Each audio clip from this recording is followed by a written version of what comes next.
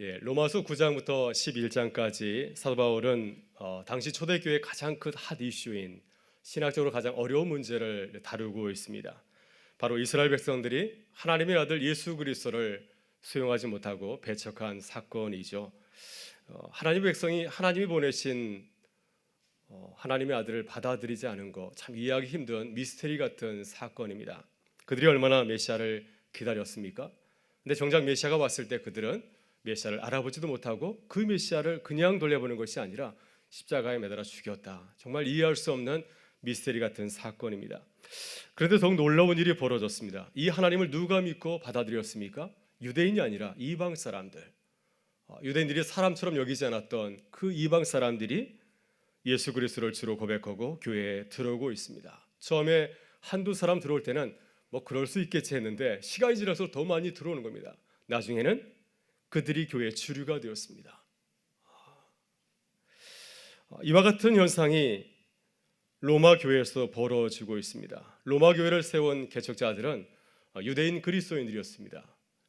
사도행전에 보게 되면은 오순절 성령 강림 사건이 벌어졌을 때 로마에서 온 순례자들도 있었는데 그들이 거기서 복음을 접하고 이제 로마에 돌아가서 교회를 세우게 되었습니다. 작은 가정교회 여러 군데에 있었지만은 처음에 그곳에 모인 주 구성원들은 유대인 그리스도인들이었습니다. 그런데 시간이 지나면서 이방인들이 들어오기 시작하였고 나중에는 이방인들이 주류가 되었습니다. 이제는 유대인들이 소수가 되고 비주류로 밀려나게 되었습니다. 성경에 보게 되면 첫째가 나중되고 나중이 첫째 된다는 말씀이 있지 않습니까? 그 말씀과 같이 정말 이해할 수 없는 일들이 교회 안에 벌어지게 되었던 것이죠. 아마 초대교회는 이 문제를 바라보면서 좀 난감했을 겁니다. 왜 이스라엘 백성들이 유대인들이 복음을 거절하고 유대인 이방인들은 그것을 받아들일까? 이걸 어떻게 해석해야 되는가? 이것이 정말 하나님의 뜻인가? 하나님께서 유대인들을 버리신 것인가? 아니면 이방인들을 통해서 하나님께서 교회를 이끌어 가기를 원하시는 것인가? 하나님의 뜻을 참 발견하기가 참 힘든 문제에 봉착하였습니다. 그래서 이것은 정말 해결하기 힘든 난제 중에 난제가 아니었을까 생각해 볼 수 있습니다. 여러분 저도 신방을 하다 보면은 이런 어려움에 직면할 때가 참 많이 있습니다. 가정마다 남들에게 나누지 못한 많은 문제들이 있습니다. 어떤 가정은 또 자녀들이 믿지 않는 경우도 있고 또 혼자서 예수님을 믿는 그런 경우도 있습니다. 그 외에 여러 가지 문제들이 있는데 그런 문제들을 들을 때 어떻게 이 문제를 설명을 해줘야 되나 어떻게 나눠야 되는가 어려움에 봉착할 때가 참 많이 있습니다. 아마 여러분들도 우리 주변에서 일어나는 일들 또 가정에서 일어나는 일들을 대할 때 이걸 어떻게 설명할 수 있을까 참 어려움에 봉착할 때가 참 많이 있을 것입니다. 여러분 그렇다면 그때 우리는 어떻게 이러한 신학적인 문제들을 또 접근해야 되겠습니까? 오늘 사도 바울은 이 문제를 어떻게 바라보고 있습니까? 오늘 사도 바울은 하나님의 말씀인 성경 말씀을 근거로 해서 이 문제를 바라보고 있습니다. 로마서 9장부터 11장까지 읽어보게 되면 바울은 유대인의 구원 문제를 언급하면서 많은 구약 성서의 말씀들을 그 증거 본문으로 제시하고 있습니다. 대략 구약 성서 본문이 몇 군데나 나오는지 아세요? 네, 한 33군데가 나옵니다. 굉장히 많은 구약 성서의 말씀들이 이 짧은 3장 안에 집중적으로 몰려 있는 것을 보게 됩니다. 바울은 새로운 초대교회 선교 사항을 하나님의 말씀에 비추어서 설명하고 있습니다. 내 경험, 내 지식을 가지고 얘기하는 것이 아니라 하나님의 말씀에 비추어서 성령께서 내게 가르쳐 주신 그 빛에 비추어서 이 문제를 풀어가는 것입니다.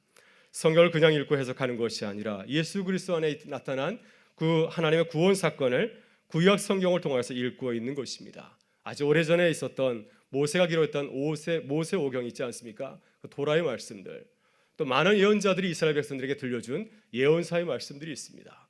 또 다윗을 비롯해서 많은 신앙인들이 기록하였던 또 거룩한 성문서가 있지 않습니까? 이런 말씀들을 동원하여서 이 모든 말씀들이 예수 그리스도의 사건을 미리 예언하고 있다고 하는 것입니다. 이것이 초대교회가 구약 성경을 바라보는 해석의 창이었습니다. 오늘 새벽에 저희가 시편 2편의 말씀을 묵상을 하였습니다.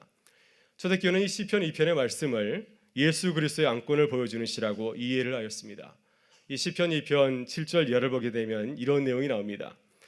오늘 우리가 찬양한 내용도 담겨 있는데요. 내가 여호와의 명령을 전하노라. 여호와께서 내게 이르시되 너는 내 아들이라. 오늘 내가 너를 낳았도다. 내게 구하라. 내가 이방 나라를 내 유업으로 주리니 내 소유가 땅 끝까지 이르리로다. 내가 철장으로 그들을 깨뜨리며 질그릇같이 부수리라 하시도다.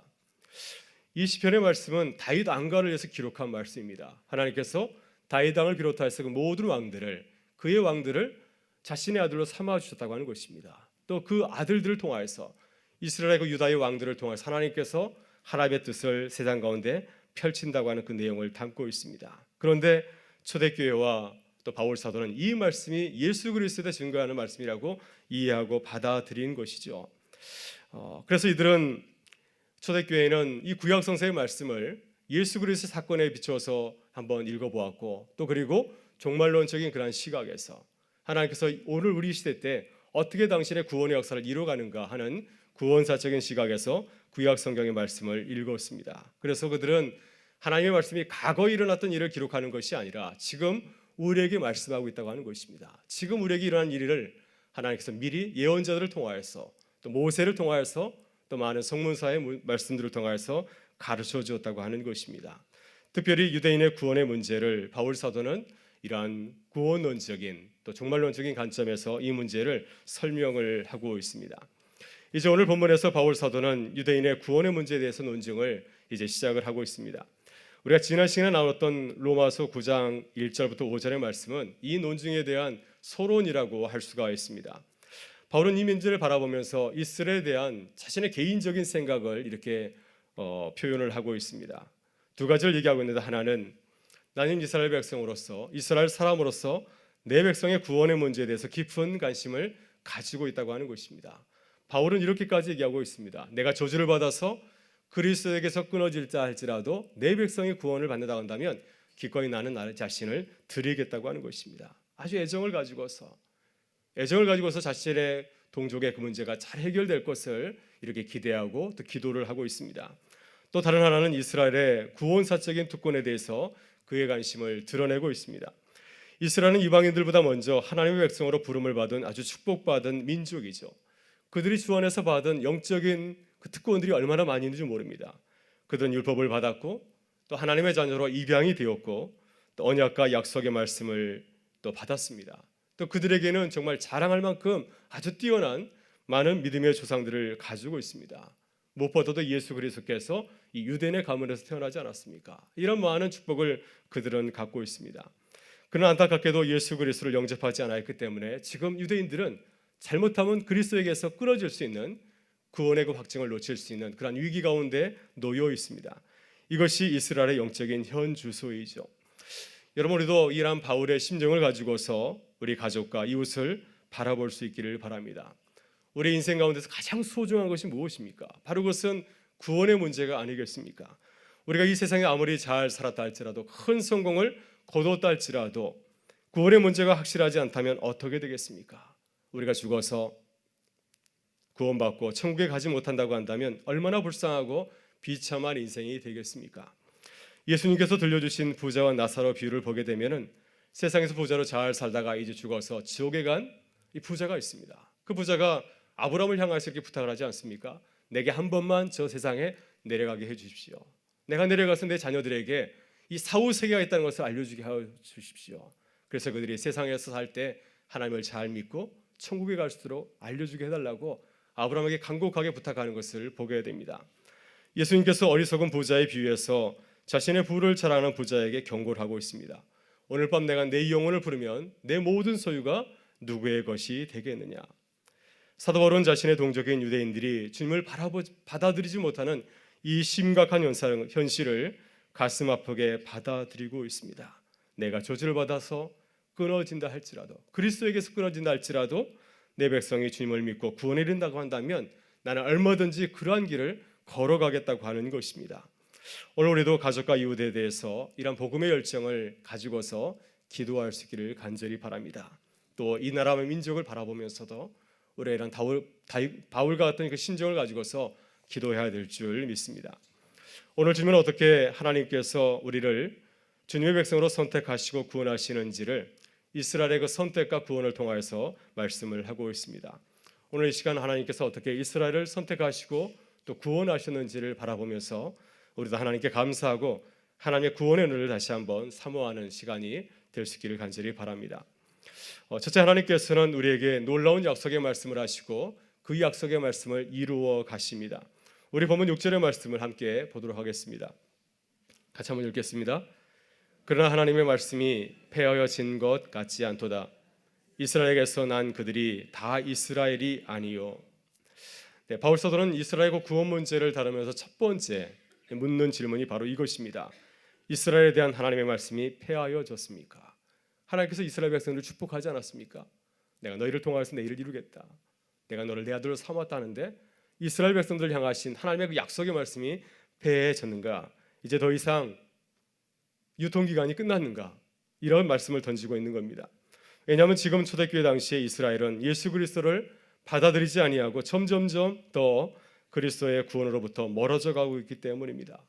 그래서 육신으로 눈으로 바라보게 되면 이제 하나님께서 이스라엘을 버리셨나 보다. 그들에게 하셨던 그 약속의 말씀이 이제 끝났나 보다. 이런 생각을 할 수가 있습니다. 이 질문에 대한 하나님의 말씀은 무엇입니까? 그렇지 않다고 하는 것이죠. 하나님께서는 주님의 약속을 폐기하지 아니하시고 반드시 이루어 가신다고 하는 것입니다. 하나님께서는 아브라함과 이삭과 야곱에게 가나안 땅을 주시겠다고 약속을 하셨습니다. 그런데 그 약속은 얼마 동안 후에 이루어지게 되었습니까?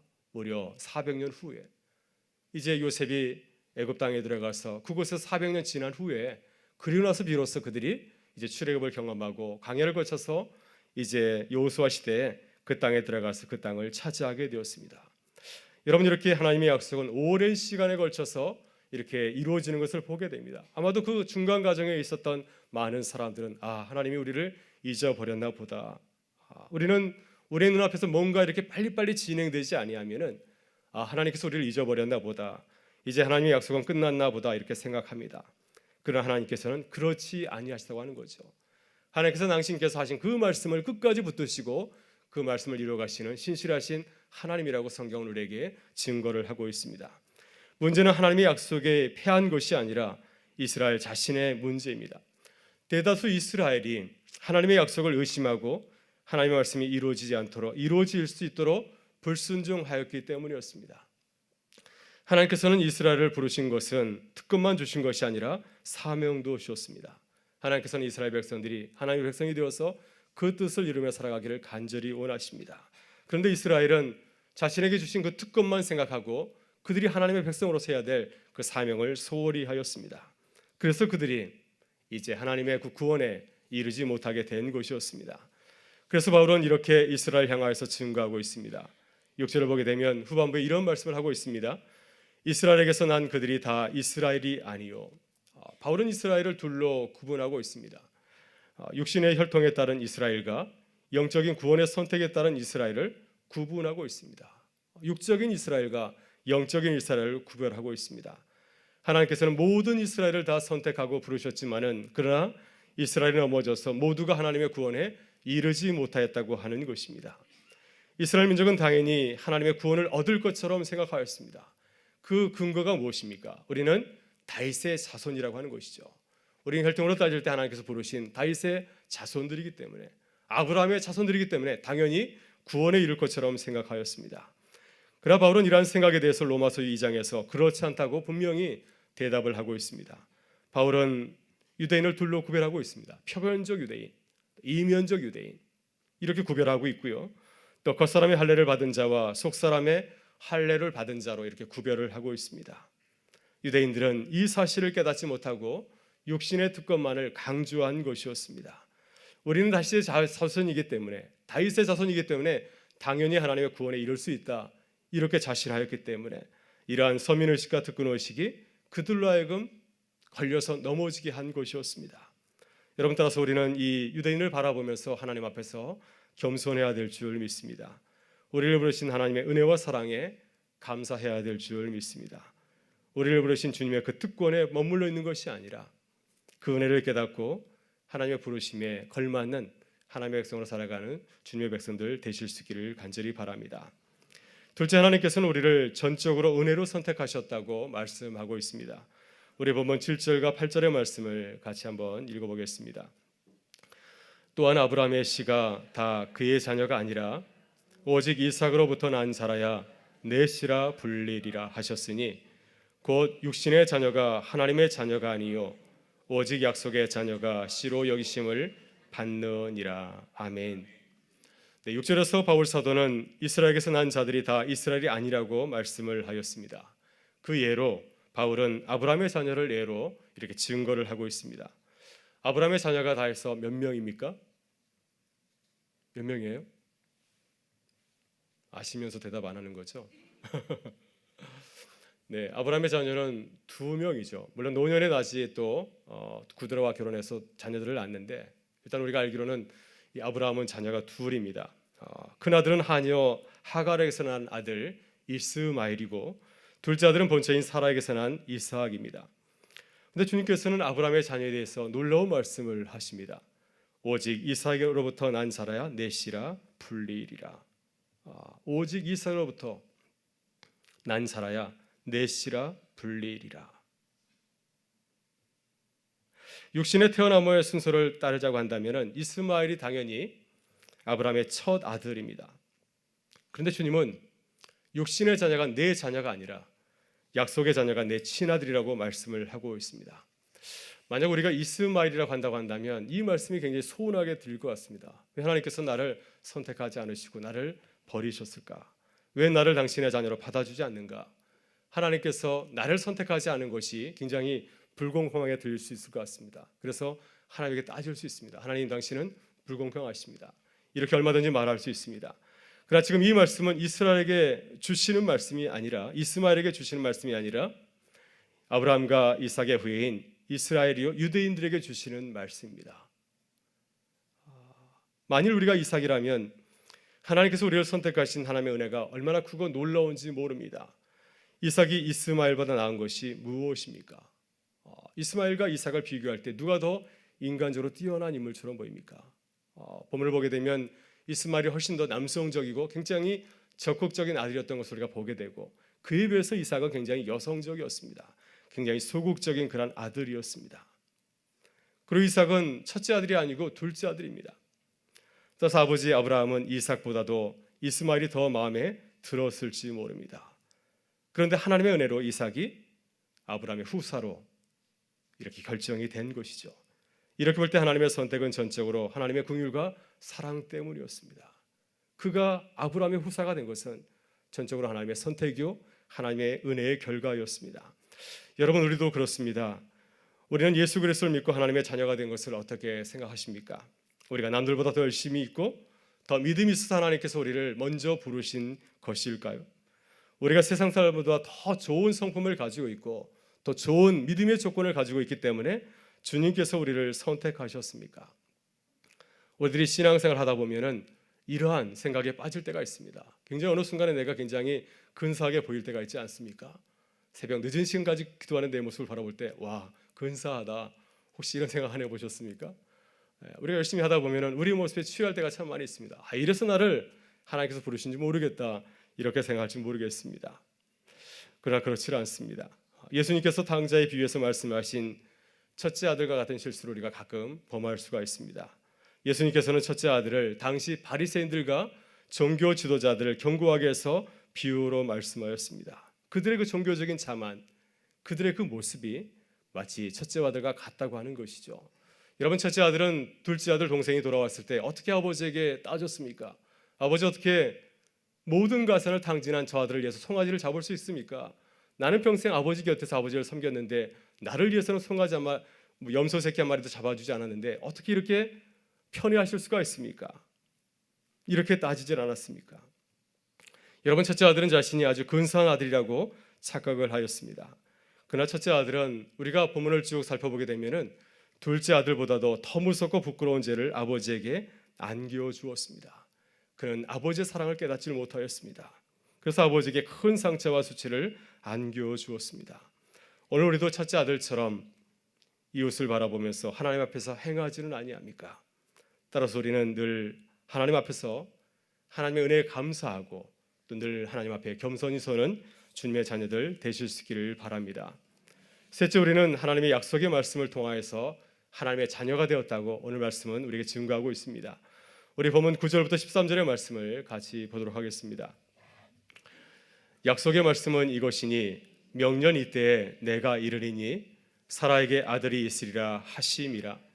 그뿐 아니라 또한 리브가가 우리 조상 이삭 한 사람으로 말미암아 임신하였는데 그 자식들이 아직 나지도 아니하고 무슨 선이나 악을 행하지 아니한 때에 택하심을 따라 되는 하나님의 뜻이 행위로 말미암지 않고 오직 부르시는 이로 말미암아 서게 하려 하사 리브가에게 이르시되 큰 자가 어린 자를 섬기리라 하셨나니 기록된 바 내가 야곱은 사랑하고 에서는 미워하였다 하심과 같으니라. 아멘.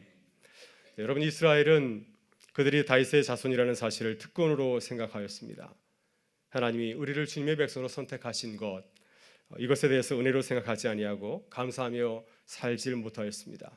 바로 여기 이스라엘이 실패하고 넘어진 아주 중요한 이유가 있습니다. 따라서 바울은 하나님이 이스라엘을 부른 것은 그들의 공로라 행위로 아님을 이렇게 분명히 하고 있습니다. 다시 말해서 그 선택의 기준이 우리에게 있는 것이 아니라 하나님에게 있다고 하는 것이죠. 하나님께서 무조건적인 은혜로 이스라엘을 하나님의 백성으로 삼으신 것이었습니다. 바울은 그 증거로 사라의 아들 이삭과 또 이삭의 아들 야곱과 에서를 우리에게 보여주고 있습니다. 먼저 하나님께서 이삭과 야곱을 약속의 아들로 삼은 시점이 언제입니까? 그들이 태어나기도 전에 하나님께서는 그들을 약속의 자녀로 삼아 주셨습니다. 하나님은 사라가 아이를 갖기 전에 그에게 찾아오셔서 내년에 이맘때에 아들이 있을 것이다 이렇게 말씀하셨고요. 또 리브가에도 오셔서 쌍둥이 아들을 낳기 전에도 형이 동생을 섬길 것이라 그렇게 말씀을 하였습니다. 이렇게 하나님은 이삭과 야곱을 인간적인 조건이나 혈통을 가지고서 그들을 선택한 것이 결코 아니었습니다. 인간적인 관점에서 보게 되면은 아브라함의 장남 이스마엘이 이삭보다 훨씬 낫습니다. 에서가 야곱보다 훨씬 낫습니다. 여러분 동의하시나요? 저는 동의합니다. 제가 장남이기 때문에 저는 동의합니다. 네, 되게 장남이 훨씬 더 낫죠. 인간적으로 훨씬 더 이렇게 이스마엘과 또 에서가 훨씬 낫습니다. 성경은 이스마엘에 대해서는 많이 다루고 있지 않지만은 그러나 야곱과 에서에 대해서는 상당히 많은 지면을 할애해서 그들의 인생을 다루고 있습니다. 특히 야곱은 이스라엘 민족의 시조라고 할 수가 있습니다. 그의 이름이 이스라엘이지 않습니까? 그의 12 아들이 이스라엘 12지파의 시조가 되었습니다. 그래서 성경은 어떻게 이 야곱이 이스라엘의 시조가 되었는가 하는 것을 많은 이야기를 통해서 우리에게 들려주고 있습니다. 여러분, 야곱은 어떤 인물이었습니까? 그는 형 에서보다도 더 인간적으로 뛰어났습니까? 야곱의 일생을 돌아보게 되면 그는 하나님의 훈련을 받고 이제 근사한 하나님의 백성으로 거듭나기 전에는 자신의 욕심을 채우기 위해서 수단과 방법을 아끼지 않는 아주 비열한 그러한 사람이었습니다. 형의 장자권을, 형의 약점을 이용해서 그것을 빼앗지 않았습니까? 아버지의 그 축복권을 아버지의 약점을 이용해서 차지하였습니다. 에섬전 라반의 집에서도 에섬전 라반의 그 약점을 이용하여서 많은 재산을 차지하게 되었습니다. 이렇게 야곱은 아주 지혜롭고 빈틈이 없어 보이질 않습니까? 그래서 많은 사람들이 그가 하나님의 선택을 받은 그 사건에 대해서 왜 하나님께서 그를 선택하셨을까? 그 의의에 대해서 많이 의구심을 갖고 있습니다.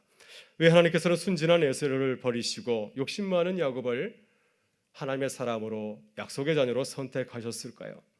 하나님께서 야곱을 선택하신 이야기를 통해서 우리에게 들려주시는 그 메시지가 무엇이라고 여러분은 생각하십니까? 하나님께서 우리를 선택하신 이유도 야곱을 선택하신 것과 똑같다고 하는 것입니다. 하나님의 선택은 우리의 상상이나 상식을 뛰어넘습니다. 우리는 무엇을 선택하나 결정할 때 이유나 또 조건을 가지고 따지질 않습니까? 그래서 우리가 보기에 더 좋은 조건과 또 이유를 가지고 있으면 그것을 선택하지 않습니까? 그러나 하나님은 그렇지 않다고 하는 것이죠. 하나님께서는 우리를 선택하실 때 우리가 가지고 있는 인간적인 이유나 조건을 따지지 않습니다. 하나님은 은혜로 우리를 선택하십니다. 우리가 태어나기도 전에, 우리의 형상이 이루어지기도 전에 우리를 선택하시고 우리를 당신의 자녀로 삼아 주신다고 하는 것입니다. 바로 여기에 우리가 하나님을 바라보면서 늘 기뻐하며 감사하는 이유가 있는 줄 믿습니다. 이제 말씀을 마치고자 합니다. 저는 요즘